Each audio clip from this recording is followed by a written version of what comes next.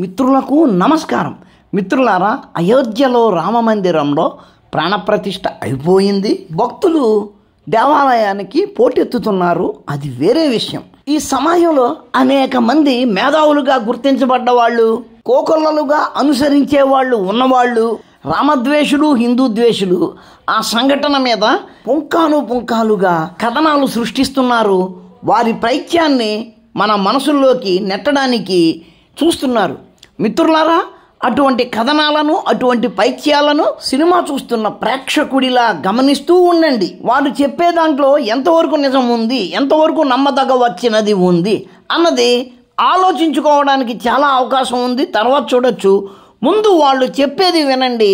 ఆ చెప్పడంలో వాళ్ళ మనోభావం ఏంటో గమనించండి. కొంతమంది సబ్జెక్టు తెలిసి, కొంతమంది సబ్జెక్టు తెలియకపోయినా సరే తమ ఆలోచన విధానాన్ని ఆ ఇష్యూలో చూపించి దాని మీద కథనాలు సృష్టిస్తూ ఉంటారు. అట్లాగే ఇక్కడ మన అక్కయ్య గారు, తులసొక్కయ్య గారు ఏం చెప్తున్నారో ఒక్కసారి వినండి.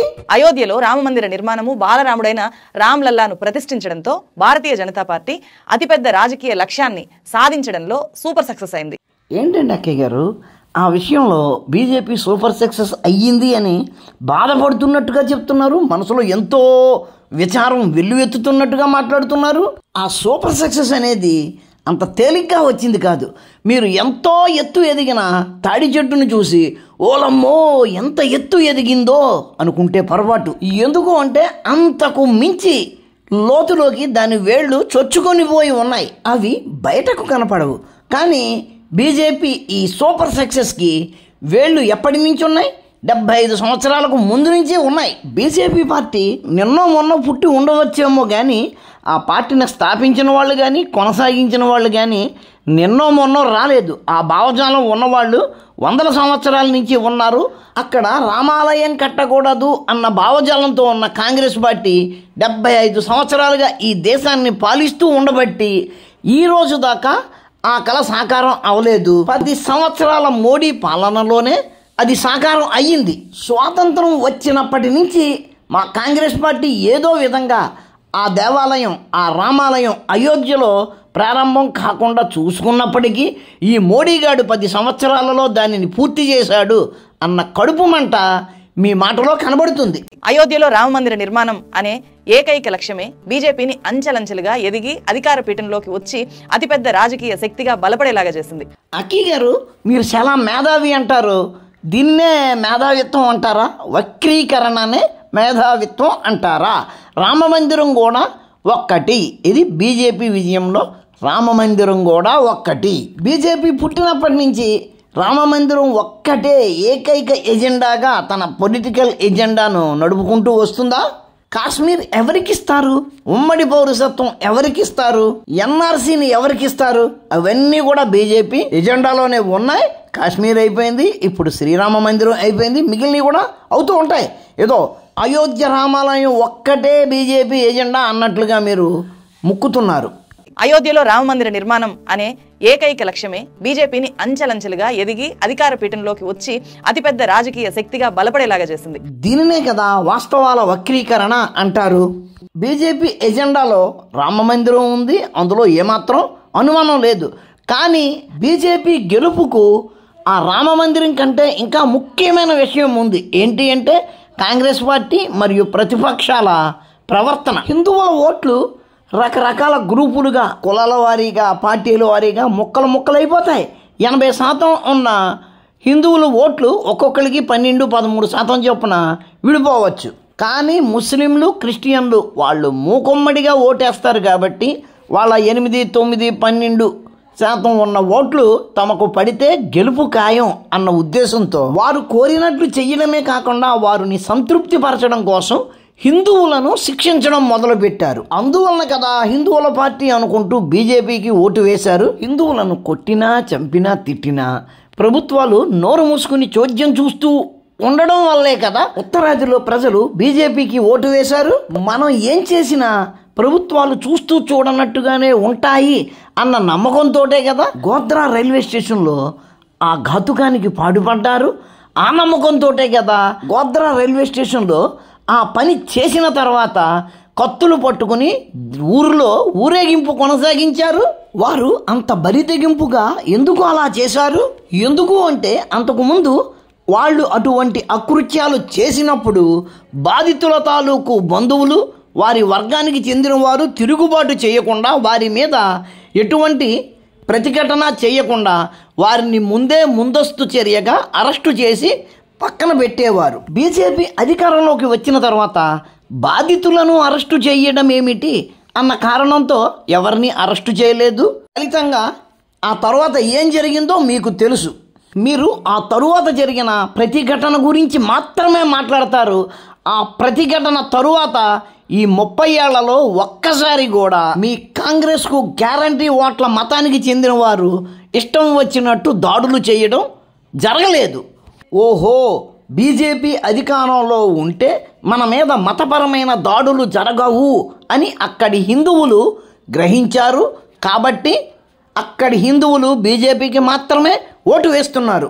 ఆ విధంగా బీజేపీ తన ఓటు బ్యాంకును పెంచుకుంది. బీజేపీ అధికారంలో ఉంటే మా మీద మతపరమైన దాడులు జరగవు అని హిందువులు నమ్మబట్టి, అంతేగాని రామమందిరం ఆశ చూపించారని ప్రజలు ఓటు వేయలేదు. సహజంగానే బీజేపీ ఆశయం అయిన అయోధ్య రామమందిరం హిందువులకు కూడా సంతృప్తి పరిచేదే. అంత మాత్రాన బీజేపీ విజయానికి ఆ ఒక్కటే కారణం కాదు.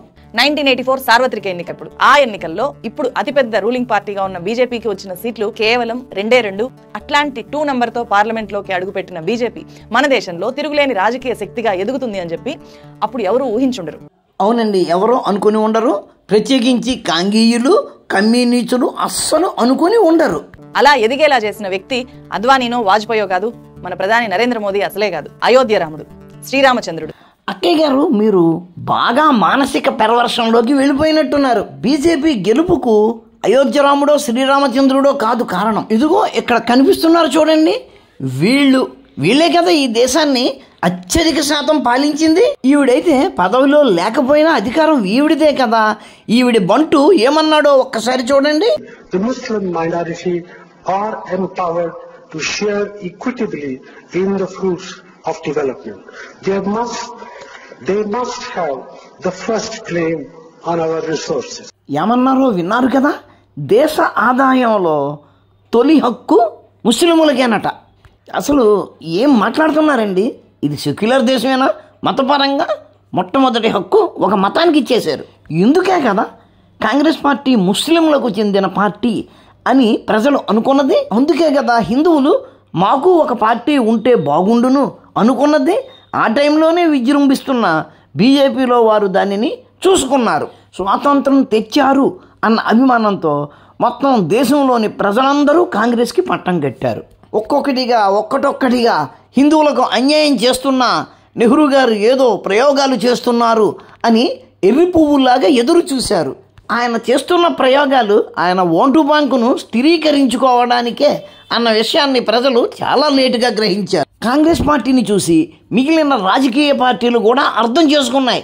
1 లేదా 2% ఓట్ల తేడాతో గెలుస్తున్నాయి. ఈ రోజుల్లో 10%, 9% ఉన్న ముస్లింలు మనకు ఓటేస్తే మనమే గెలుస్తాము అనుకున్నారు. వాళ్ళు కూడా కాంగ్రెస్ చేసిన పనే చేశారు. అటువంటి పరిస్థితుల్లో హిందువులు ఏం చేస్తారు? కేవలం ఒకే ఒక్క పార్టీ నేను హిందువుల తరపున పనిచేస్తాను అన్నప్పుడు దానికే ఓటేస్తారు కదా. అదే జరిగింది. ఇదేదో సీక్రెట్గా జరగలేదు కదా, చాలా బాహాటంగానే జరిగింది కదా. అయినా ఇవన్నీ ప్రజలు మర్చిపోతారని రాముడు వల్ల గెలిచారు, రాముడు వల్ల బీజేపీ నెగ్గేసింది. ఎందుకమ్మా ఇటువంటి తప్పుడు వార్తలు? రాముడి చుట్టూ హిందుత్వ రాజకీయ కోటను బీజేపీ నిర్మించిన తీరే ఆ పార్టీని ఇప్పుడు ఈ స్థాయికి తీసుకొని వచ్చి నిలబెట్టింది. లేదమ్మా, మీరు మళ్ళీ పొరపాటు పడుతున్నారు. రాముడు వల్ల బీజేపీ ఈ స్థాయికి రాలేదమ్మా. కాంగ్రెస్ పార్టీ, ప్రతిపక్షాలు ముస్లింలు, క్రిస్టియన్ల ఓట్ల కోసం పడుతున్న అసహ్యకర విన్యాసాలను చూడలేక బీజేపీ వైపు ప్రజలు మరలుతున్నారు. అంతేకాదండి, ఎక్కడైతే బీజేపీ ప్రభుత్వాలు ఏర్పడ్డాయో అక్కడ అభివృద్ధి చాలా స్పీడ్గా ఉంది. అది కూడా చూశారు. అప్పటికే బీజేపీ ఎన్నికల్లో పోటీ చేసి 2 ఏళ్లైంది, జాతీయ పార్టీగా అవతరించి 2 సీట్లు కూడా గెలుచుకుంది అని చెప్పాను కదా. రామ జన్మభూమి ఉద్యమం అప్పటికే వేగంగా విస్తరిస్తూ ఉండడాన్ని బీజేపీ గుర్తించి అయోధ్య రామ మందిర నిర్మాణానికి కట్టుబడి ఉంటాము, అదే మా లక్ష్యము అని చెప్పి 1989లో పాలంపూర్లో తీర్మానం చేసింది. అప్పటి నుంచి అయోధ్య రాముడు బీజేపీకి ప్రధాన సెంటిమెంట్ అయ్యాడు. ఈ ప్రకటన ఎంతగా పనిచేసింది అంటే 1989 జనరల్ ఎలక్షన్స్ లో బీజేపీ బలము 2 నుంచి ఏకంగా 85 స్థానాలకు పెరిగింది. అంటే హిందువులు ఆ రామాలయం కోసం, అయోధ్య రాముడి కోసం ఎంత వెంపర్లాడుతున్నారు అన్నది అందరికీ అర్థమవుతుంది కదా. మరి కాంగ్రెస్ వారికి ఎందుకు అర్థం కాలేదు? అర్థం అవుతుంది. వాళ్ళ ఓట్లతో మనకేం పని?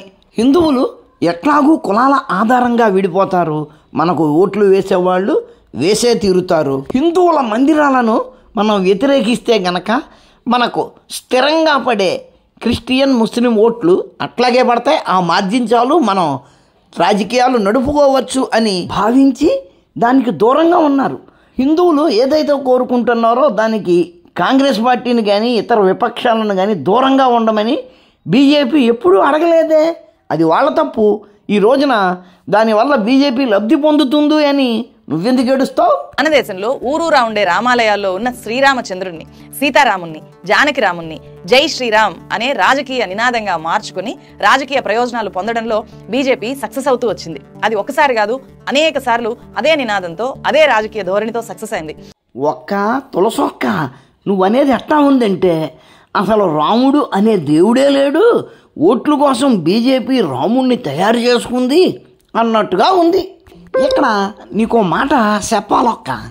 పూర్వం మా పెద్దోళ్ళు ఒక కాగితం మీద పెన్ను పెట్టాలి అంటే ముందు ఓం శ్రీరాములు అని రాసి దాన్ని అండర్లైన్ చేసేవారు. పెద్దోళ్ళు ఏం చేస్తే పిల్లలు కూడా అదే చేస్తారు కదా చూసి. స్కూల్కి వెళ్ళే పిల్లగాళ్ళు కూడా అదే చేసేవారు. నోట్స్ బుక్కుల్లోని, పరీక్ష పేపర్లోని ముందు పైన ఓం శ్రీరాములు అని రాసుకునేవారు. 1975-77 మధ్యకాలంలో మన ఇందిరాగాంధీ గారు ఎమర్జెన్సీ అని ఒక దాన్ని పెట్టి భారతదేశపు రాజ్యాంగంలో సెక్యులర్ అన్న ఒక మాటను చేర్చారక్క. ఇక అప్పటి నుంచి స్కూళ్ళల్లో టీచర్లు పిల్లలకి చెప్పేశారు, మీరు ఓం శ్రీరాములు అని రాస్తే గనక ఫెయిల్ చేస్తారు. ఎందుకు అంటే మనది సెక్యులర్ దేశం కాబట్టి దేవుడి పేరు రాస్తే తప్పు అని. అదన్నమాట అక్క. మీ కాంగ్రెస్ ప్రభుత్వం ప్రజల చేతుల్లోంచి, ప్రజల నోళ్లల్లోంచి ఓం శ్రీరాములు అన్న పదాన్ని తప్పించేసింది. కానీ బీజేపీ వచ్చి అదే పేరుని కొద్దిగా మార్పుతో జై శ్రీరామ్ అని రాయించింది. ఎందుకు అంటే ఓం శ్రీరాములు అన్నది తెలుగు అయితే జై శ్రీరామ్ హిందీ, మొత్తం దేశంలోని అందరూ ఉపయోగించే పేరు. అంతేగాని జై శ్రీరామ్ అన్న పేరును బీజేపీ పుట్టించలేదు. ఆ పేరును ఎవరికి వారు వారి వారి భాషల్లో రాసుకుంటూ ఉండేవారు. దానిని హిందీలోకి మార్పించింది మీ కాంగ్రెస్ పార్టీ రాజకీయం. నువ్వేమో ఏదో వీళ్ళు జై శ్రీరామ్ అన్న మాటను పుట్టించారు అన్నట్టుగా మాట్లాడుతున్నావు. దీన్నే తెలిసి తెలియకుండా మాట్లాడడం అంటారు. 1990లో బీజేపీ రామ జన్మభూమి ఉద్యమాన్ని ఉధృతం చేసింది. గుజరాత్ లో ఉండే సోమనాథ్ ఆలయం నుంచి బీజేపీ అగ్రనేత అద్వానీ రథయాత్రను ప్రారంభించారు. ఆ యాత్ర అనేక హింసాత్మక ఘటనలకు దారి తీసినప్పటికీ కూడా హిందువుల్లో ఒక ఐక్యతను తెచ్చింది. మిత్రులారా, ముందుగా నేను అక్కయ్య గారికి జవాబు చెబుతాను. తర్వాత ఇక్కడ మీరు చూస్తున్న దృశ్యం గురించి మాట్లాడుకుందాం. అద్వానీ గారి రథయాత్రలో అనేక హింసాత్మక సంఘటనలు జరిగినప్పటికీ హిందువులలో ఐక్యత వచ్చింది అన్నారు.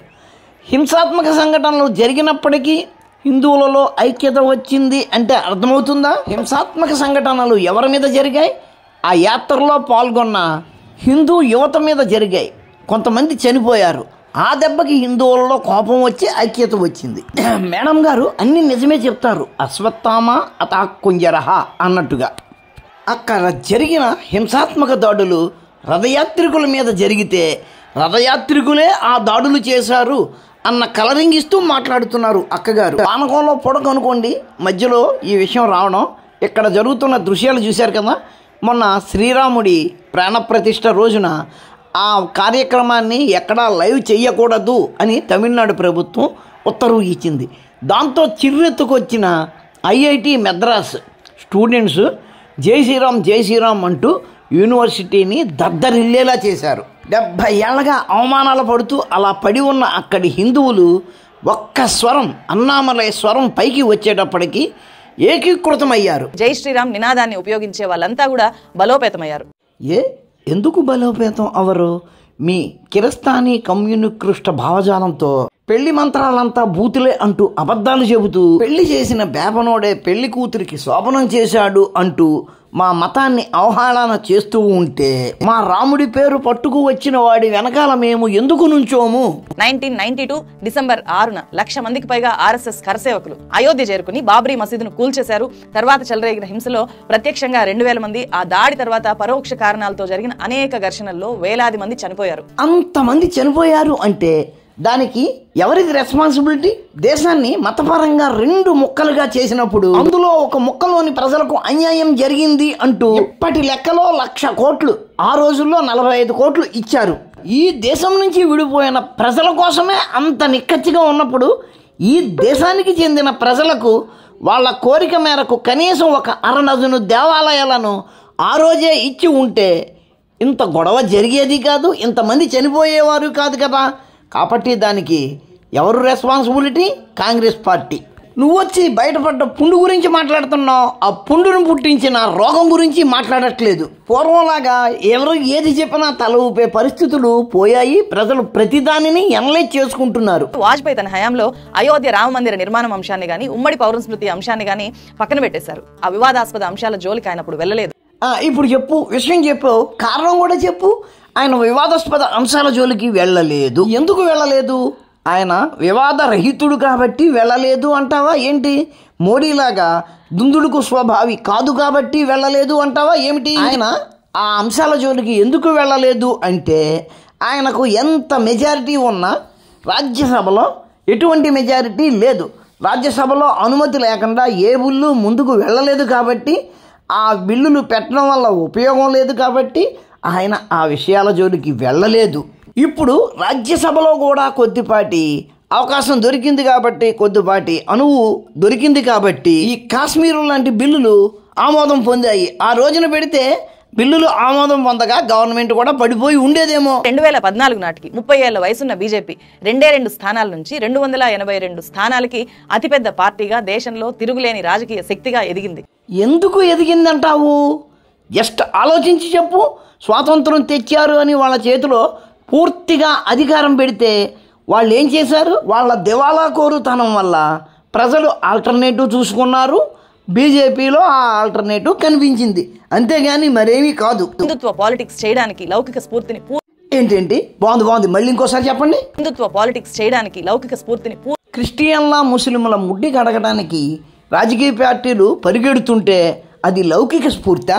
దేశ ఆదాయంలో మొట్టమొదటి ముద్ద ముస్లిములకే అని అంత బాహటంగా చెబితే అది లౌకిక స్ఫూర్తా? నాకు తెలియదులేండి. దేశంలో అన్ని రకాల ఇతర సమస్యల కంటే కూడా మతం చుట్టూనే అనేక చర్చలు, వివాదాలు, గొడవలు. మనిషి అన్నాక కూతింత సిగ్గుండాల. ఆడకూతురు అని వదిలేస్తున్నాను కాబట్టి బండబూతులు తిట్టాలనిపిస్తుంది. మతం చుట్టూ తిరుగుతున్నారా? 10వ స్థానంలోంచి జీడిపిని 5వ స్థానంలోకి తీసుకెళ్లారు. అది అభివృద్ధి కాదా? స్వాతంత్రం వచ్చినప్పటి నుంచి 2014-15 నాటికి 97,830 కిలోమీటర్లు ఉన్న హైవేసు 2023 నాటికి 145,155 కిలోమీటర్లకు చేరింది. అంటే 65 ఏళ్లలో చేసిన దానికంటే 10 ఏళ్లలో ఎక్కువ చేశారు. 65 ఏళ్లలో 16 IITలను సృష్టిస్తే 10 ఏళ్లలో 7 IITలను సృష్టించారు. 65 ఏళ్లలో 13 IIMలు పెడితే 10 ఏళ్లలో 12 IIMలు పెట్టారు. 65 ఏళ్లలో 75 IIITలు పెడితే 10 ఏళ్లలో 74 IIITలు పెట్టారు. వీటన్నిటికంటే దారుణమైంది 65 ఏళ్లలో 384 మెడికల్ కాలేజీలు ఓపెన్ చేస్తే 10 ఏళ్లలో 320 మెడికల్ కాలేజీలు ఓపెన్ చేశారు. అస్సలు ఏమైనా పోలికుందా? ఇదంతా డెవలప్మెంట్ కాదా?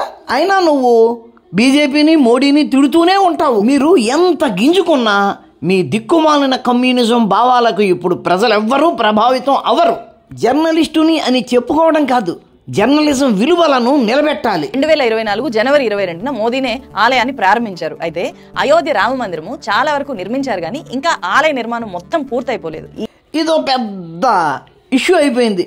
నిర్మాణం పూర్తవకుండా ఓపెన్ చేశారు, నిర్మాణం పూర్తవకుండా ఓపెన్ చేశారు, నిర్మాణం పూర్తవకుండా ఓపెన్ చేశారు. ఓకే గారు, మీరు ఎప్పుడన్నా ఇల్లు కట్టించుకున్నారా? గృహప్రవేశం చేయించుకున్నారా? అఫ్కోర్స్ మీకు అటువంటి మూఢనమ్మకాలు లేవు కాబట్టి మీరు శాస్త్రోక్తంగా గృహప్రవేశం చేయించుకొని ఉండరు, అవునా? పోనీ మీకు తెలిసిన వాళ్ళు ఎవరైనా అటువంటి గృహప్రవేశం చేసుకుంటే అటువంటి గృహప్రవేశానికి వెళ్ళినప్పుడు అబ్జర్వ్ చేయండి, 98% గృహప్రవేశాలు ఇంకా నిర్మాణం పూర్తి కాకుండానే చేసుకుంటారు. అది తప్పు అయితే గనక అట్లా ఎవ్వరూ చేయరు. అయితే ఇంత హర్రీగా చేయడానికి కారణం మీ ఉద్దేశంలో ఎలక్షన్లు, కానీ ఇటువంటి ముహూర్తం మళ్ళీ ఇంకొక 60 ఏళ్ల వరకు రాదు. అంత గొప్ప ముహూర్తంలో ఆ కార్యక్రమం జరిగింది. కానీ మీకు ఈ ముహూర్తాలు వంటివి పట్టవు, అది మూఢనమ్మకం కాబట్టి మీరు దాన్ని పట్టించుకోరు. కేవలం ఎన్నికలు మాత్రమే మీ కంటికి కనిపిస్తాయి. బాలరాముడి ప్రాణప్రతిష్ఠ ఆలయ ప్రారంభ క్రతువుల్ని ప్రధాని మోదీ ఎలా చేస్తారు అని చెప్పి చాలా మంది పీఠాధిపతులు, పండితులు ప్రశ్నించిన విమర్శలు వచ్చినా కూడా ప్రధానే చేశారు. అక్కయ్య, వాళ్ళు చేసిన విమర్శలు మీకు వినపడ్డాయి, కానీ వాళ్ళు చేసిన రాజకీయాలు మీకు కనబడట్లేదు. ఈ పీఠాధిపతులు అందరూ కూడా దైవ స్వరూపులే. వీళ్ళందరూ కూడా రాజకీయాలే మాట్లాడుతున్నారు, కాంగ్రెస్ చిలక పలుకులు పలుకుతున్నారు. వీరిలో అభిముక్తేశ్వరానంద స్వామి ఎవరో ఒక ఆయన ఉన్నారు చూసారా, ఆయన అయితే బీజేపీ రిగ్గింగ్ చేసి గెలిచింది అన్నారు. స్వామీజీలకు ఆ అవసరం ఏముంది అంటే అర్థమవుతుందా? ఈ స్వామీజీలందరూ రాజకీయ లబ్ధి కోసం కాంగ్రెస్ పలుకులు పలుకుతున్నారు కాబట్టి వీళ్ళ మాటలకు విలువ ఇవ్వవలసిన అవసరం లేకుండా పోయింది. సాధారణంగా అయితే మనది లౌకిక దేశము. ప్రధాని నరేంద్ర మోదీ ఒక్క రిలీజియన్కి సంబంధించిన క్రతువుల్లో పార్టిసిపేట్ చేయకూడదు. ఒక్క రిలీజియన్కి చెందిన క్రతువుల్లో పార్టిసిపేట్ చేయకూడదా అంటే మిగిలిన రిలీజియన్స్లో క్రతువులు అనేవి ఉన్నాయా? అలా ఉంటే అన్ని క్రతువుల్లో కలిపి ఒకేసారి చెయ్యాలా? అసలు ప్రధానిగా ఉన్న వ్యక్తి ఒక మత కార్యక్రమంలో పాల్గొనకూడదు అని ఎక్కడ ఉన్నది? అయినా కానీ ఈ కార్యక్రమంలో మోడీ ప్రధాని హోదాలో పాల్గొన్నారా, ఆయన ఇండివిజువల్ హోదాలో పాల్గొన్నారా? ప్రధాని హోదాలో ఉన్న వ్యక్తి ఒక్క హిందూ కార్యక్రమాలలోనే పాల్గొనకూడదా? ఏ మత కార్యక్రమంలోనూ పాల్గొనకూడదా? ఆ రూలు ఒక్క మోడీకే వర్తిస్తుందా, రాజకీయ నాయకులందరికీ వర్తిస్తుందా? ఒక్కసారి ఈ ఫోటోలు చూడక్క, ఇక్కడ చూడక్క. కేంద్ర ప్రభుత్వాలు, రాష్ట్ర ప్రభుత్వాలు, అన్ని రాజకీయ పార్టీలు ఇఫ్తార్ విందులు ఇస్తున్నాయక్క. ఎవరి డబ్బుతోటి? ప్రజల సొమ్ముతోటి. ఎలా ఇస్తున్నారక్క? చక్కగా ఆ ముస్లిం టోపీ పెట్టుకుని మరీ ఇస్తున్నారు. ఇది మాత్రం సెక్యులర్ అక్క. ఎందుకు అంటే అది ముస్లింలకు చెందిన పండుగ కాబట్టి దానికోసం ప్రభుత్వం సొమ్ము డైరెక్ట్గా ఖర్చు పెట్టినా సరే అది సెక్యులరే, అది తప్పు కాదు, అది అభివృద్ధిదాయకము. అయోధ్య రామాలయం నిర్మాణం కోసం కానీ ఆ కార్యక్రమాల కోసం కానీ కేంద్ర ప్రభుత్వం ఒక్క పైసా కూడా కేటాయించకపోయినప్పటికీ అది పెద్ద నేరం. స్త్రీ హత్య, బ్రహ్మహత్య, భ్రూణహత్య, రేపులు, ఇటువంటి అన్ని నేరాల కంటే పెద్ద నేరం. ఎందుకంటే అది మోడీ చేసాడు కదక్క. అయినా కానీ మనోళ్ళు చేసేది, మన మతానికి చెందిన వాళ్లకు చేసేది మనకు కనిపించదు కదక్క. బీజేపీ రామాలయం నుంచే ఎదిగింది కాబట్టి ప్రధాని నరేంద్ర మోదీ అజెండా కూడా హిందుత్వ పాలిటిక్సే కాబట్టి ఆయన చాలా ఓపెన్ గా అనేక సందర్భాల్లో ఎక్కడా వెనకాడకుండా హిందూ రిలీజియన్ వేడుకల్లో పాల్గొంటూ వచ్చారు. ఓ బొచ్చెడు ఫోటోలు ఇటువంటివి ఇప్పుడే నీకు చూపించానక్క. మరి అవేవి నీకు కనపడలేదా? అవేవి మతపరమైన కార్యక్రమాలు కాదా? మోడీ మీద మాత్రమే మనం విషయం చిమ్ముతామా? సరే చెమ్మండి. అంతా అద్భుతంగా చేశారు. రామాలయాన్ని కట్టి తీరుతామన్నారు, కట్టారు, కట్టి చూపించారు. రాముణ్ణి మోదీజీ గుడిలోకి తీసుకెళ్లి కూర్చోబెట్టి రామాలయం కట్టేసుకున్నాం. పాపం ఏడుస్తున్నారు. సరే ఏడవనివ్వండి, అడ్డుపడద్దు. मंदिर नहीं जाएंगे तो सर हम मंदिर नहीं जाएंगे, हम अपने माँ बाप से अभी स्कूल जाएंगे, पढ़ेंगे तब कि भगवान हमको क्या अल्लाह कर देंगे. ఏంటి ఆ బుడతడు దేవుడు లేడు అన్నట్టుగా మాట్లాడితే ఆడేదో పెద్ద జ్ఞాన సంపన్నుడు అని చెప్పడం కోసం వాడిని తీసుకొచ్చి చూపిస్తున్నావా? అంటే వాడిని చూపించి వాడు దేవుడు లేడు అంటున్నాడు కాబట్టి వాడు మహామేధావి, దేవుడికి పూజలు చేస్తున్నాడు కాబట్టి మోడీ మూర్ఖుడు అని చెప్పడం నీ ఉద్దేశమా? బెలేసిప్పేవక్క. నువ్వు ఎలాంటి చెప్తే నమ్మేందుకు ఎర్రి పుష్పాల్లా లేరు హిందువులు ఇప్పుడు. చూడు ఈడి మెడలో ఏముందో అదేంటో తెలుసు కదా, అదే చెప్తుంది ఆడు ఎక్కడి నుంచి వచ్చాడు. నాకు రాముని మీద, కృష్ణుని మీద నమ్మకం లేదు, నేను వాళ్ళను పూజించను. నాకు గౌరి మీద, గణపతి మీద, ఇతర హిందూ దేవతలు ఎవరి మీద నమ్మకం లేదు. అక్కడి నుంచి వచ్చినోడు ఇంతకంటే ఏం మాట్లాడతాడు? నువ్వు వాడిని అలాగే వదిలేస్తా కనుక కాసేపు ఉన్నాక ఈడి తాత వీళ్ళ మామని బేపనోడు దగ్గర శోభనానికి పడుకోబెట్టాడు అని కూడా చెప్తాడు. మీరు అంతకన్నా వాళ్ళకి ఏం నేర్పుతున్నారు? మీరు ఏం నేర్పితే అవే మాటలు వాళ్ళు బయట మాట్లాడతారు. ఆ మాటలు వాడు బయట మాట్లాడాడు అంటే అది వాడి జ్ఞానం కాదు. మీరు దానిని వాడి మెదడులోకి చొప్పించారు అని అర్థం. బాలరాముని గుడిలోకి చేర్చినంత నిబద్ధతతో ఇలాంటి కోట్లాది మంది బాలరాములకు చదువు దగ్గరయ్యేలాగా చేస్తే నాణ్యమైన విద్య వాళ్ళకు. ఏంటక్క నీకేమన్నా లూజా? ఆడు బాలరాముడు ఏటక్క, ఆడు గుండెల నిండా పక్కవాడి మీద ద్వేషం పెంచుకున్నాడు. వాడికి మోడీను మేము చదువు చెప్పాలా, మీరేమో వాడినేమో రాక్షసుడిలా మారుస్తుంటే. ఇప్పుడు గుడులను వదిలేసి బడులను బాగు చేయడము, బడులను కూడా గుడులంత స్థాయికి అంత కాన్సన్ట్రేటెడ్ గా బాగు చేసే దాని మీద మన దేశ నాయకులు దృష్టి పెడితే ఖచ్చితంగా అది భవిష్యత్తు తరాలకి చప్పట్లు కొట్టాలక్క. అబ్బాబాబాబా ఎంత అభ్యుదయ భావాలతో మాట్లాడుతున్నావు అక్క. కానీ చిన్న డౌట్ అక్క, ఈ గుడులు ఏవి కూడా ప్రభుత్వానికి సంబంధించినవి కావు, అవన్నీ ప్రైవేటే. కోర్స్ వాటిని మెయింటైన్ చేస్తాను అని దాంట్లో ప్రభుత్వం ఏలెట్టిందంతే, కానీ అవన్నీ కూడా ప్రైవేటే. ఇప్పుడు కొత్త బడులు పెట్టాలన్నా, ఉన్న బడులను అభివృద్ధి చేయాలన్నా ఎవరి పని అక్క? అది ప్రభుత్వం పని. ప్రభుత్వం తన పని తాను చేసుకునేటప్పుడు గుడుల మధ్యలో ఎందుకు అడ్డుకొచ్చినాయి అక్క? వాటిని తీసేసి అంటున్నావు. ఓహోహో, ఆర్ఎస్ ప్రవీణ్ కుమార్ గారి ప్రతిజ్ఞ నువ్వు కూడా రోజు చేస్తున్నావా? అయినా కానీ నువ్వు నాకు ఖచ్చితంగా జవాబు చెప్పాలక్క. ప్రభుత్వం తన బడ్జెట్లోని సొమ్ముతో స్కూళ్ళు నడపడానికి, వాటిని అభివృద్ధి చేయడానికి ప్రైవేటు వ్యవస్థలైనటువంటి దేవాలయాలను ఎందుకు తీసేయాలి అంటే మూసేయాలి? జర్నలిజం అంటే కెమెరా ఉంది కదా అని దాని ముందు ముఖం పెట్టి కడుపులో ఏడుపంతా కెమెరా మీద కక్కేయడం కాదక్క. చూసారు కదా మిత్రులారా, అందరూ మేధావులలాగే కనిపిస్తారు. వేమన గారు ఎప్పుడో చెప్పారు, ఉప్పు కప్పు రంబు ఒక్క పోలిక నుండు అని. ఏదో బాగా మాట్లాడేశారు కదా అని మనం చప్పట్లు కొట్టి ఆహా ఓహో అంటే లాభం లేదు. వాళ్ళు అన్న మాట ఏమిటి, అందులోని గూఢార్థం ఏమిటి అన్నది మనం విశ్లేషించుకున్నప్పుడే వాళ్ళు ఎలాంటి వారో తెలుస్తుంది. గుళ్ళు మూసేసి స్కూళ్ళు పెట్టండి అనడం వినడానికి బాగుంది, కానీ స్కూల్ ఎవరిది, గుడి ఎవరిది? ఆవిడకు తెలియదా అంటే తెలుసు. స్కూలు పెట్టండి అంటే సరిపోతుంది, అక్కడతో ఆగకుండా ఆ వంక పెట్టి గుళ్ళు పడగొట్టండి అని చెబుతుంది. ఇలాంటి మేధావులు చాలామంది ఉంటారు, చాలా రకాలుగా మాట్లాడుతూ ఉంటారు. వాళ్ళ మాటలను మనం అర్థం చేసుకోవాల్సి ఉంటుంది, సరైన రీతిలో జవాబులు చెప్పవలసి ఉంటుంది. ఈ వీడియో నచ్చితే లైక్ చేయండి, షేర్ చేయండి, మీ కామెంట్ పెట్టండి. మన ఛానల్ని ఇంకా సబ్స్క్రైబ్ చేసి ఉండకపోతే వెంటనే సబ్స్క్రైబ్ చేయండి. ఉంటాను, నమస్కారం. మతోన్మాదంపై రామబాణ.